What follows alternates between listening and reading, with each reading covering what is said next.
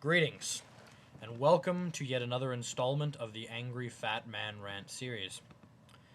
I would like to remind all of my viewers again that if you would like the Angry Fat Man to rant about something, please send him an email at angryfatmanrant@yahoo.com. This week's email comes from Caitlin Fokker. Hi. Personally, I think the title says it all. As you probably know, the last public microwave in Brenham and East has been stolen from Brenham. What the fuck? As much of an annoyance as this already is, when a group of us approached the woman in charge of Res Life, she pretty much told us that we aren't getting one, at least anytime soon, because the fact that it has been stolen reflects a larger community issue. And we aren't even allowed to collect 50 cents from people in the halls to buy a student-owned microwave and have maintenance bolt it to the table. They'll definitely do it. To make sure that this is actually a community issue and not just one that the 15 to 20 people who approached her this afternoon, she asked to set up a meeting with both halls. I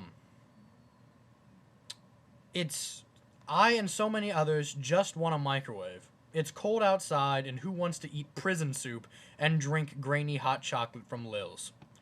Please include this in your rants, because it's absolutely absurd that someone would steal that piece of shit microwave in the first place. She told us that they had considered the likelihood that another microwave may just be contributing to fire hazards on campus. I totally agree with your previous rant about the asshole who couldn't microwave ramen noodles. So here's the real question. Replace SAT entry requirements to Oxford with microwave proficiency tests? You've made a very good point, Caitlin. Thank you for contributing. I find it astonishing, as I've at many times talked about intelligent people with no common sense, that there could be anyone capable of getting into Emory and not being able to deal with something so simple as a microwave. I mean, honestly, like the old school microwaves, shut the door, turn the dial, press the button. That's game. Alright, it's a fire hazard when retarded-ass people who don't know how to use a microwave just can't use it, okay? Look, I will excuse you for not using a microwave properly only under the condition that you're from a third-world country and have never seen one before. So unless your ass is from Kazakhstan, I don't want to hear it, okay? Shut the fuck up. Turn the dial, use the microwave.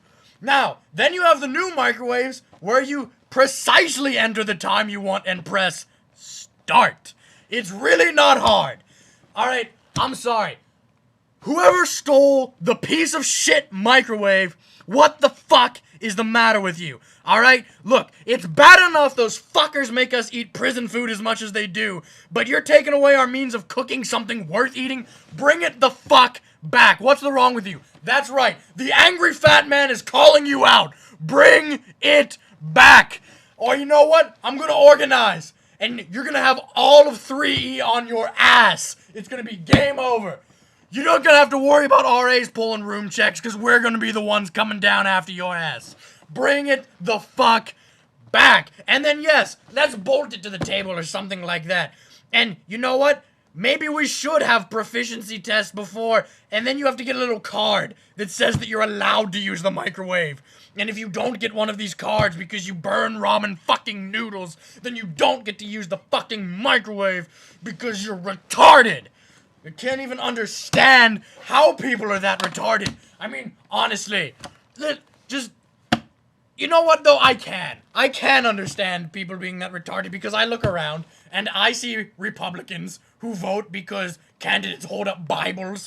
Alright, you know what? No, that's totally fucking wrong. Alright, look.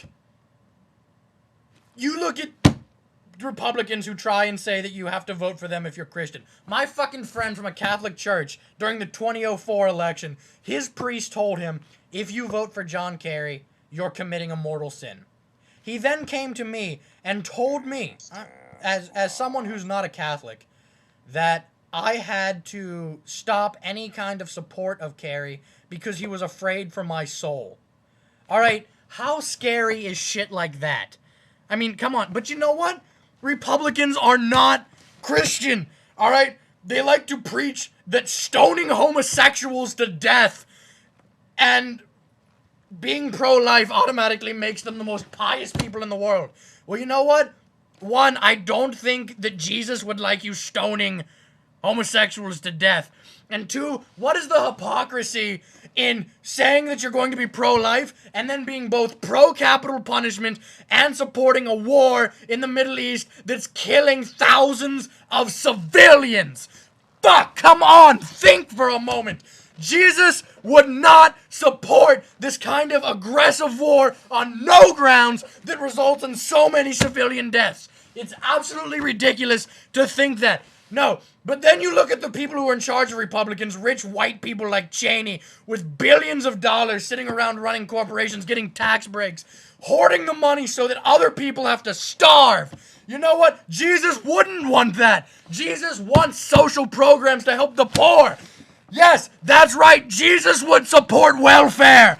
I'm sorry. Jesus wants money to go to terror. I mean, not to terror, to supporting education, to supporting the poor, not to trying to fight terror. He says love your enemy, not throw them down a dark hole and torture them and let dogs chew on their genitalia.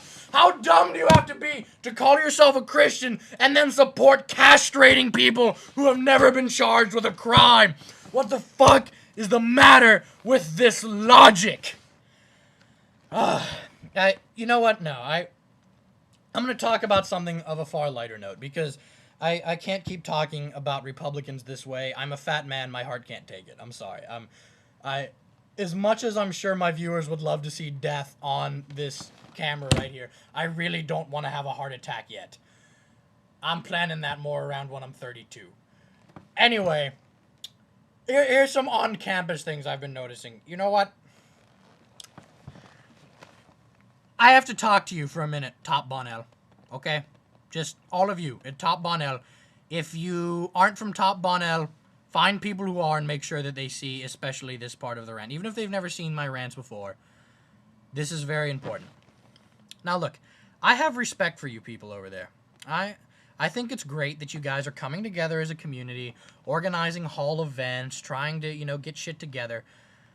But I don't mean any disrespect by this. I'm not trying to diss you. Just don't mess with the big boys. Okay? Look, you start trying to get all uppity and take on 3E, which is the hall here on campus, we're going to have to shut you down. So you know what, Top Bonell? Keep it up, but simmer down a little bit because you need to sit your bitch ass down before we make you sit your bitch ass down. Because 3E is where it's at, and 3E is coming back. We ain't going to be dissed no more. It's going down. All right? Just take an example from Haygood. They're rich Republican asses over there. They play ping pong. They have a good time. They know to have a good time, but they also know their place. They know to sit down. They know that they can't compete with 3E. And you know what? We're the kings over here. You mess with our asses, and it's game. So just simmer down a little bit, and you won't get hurt.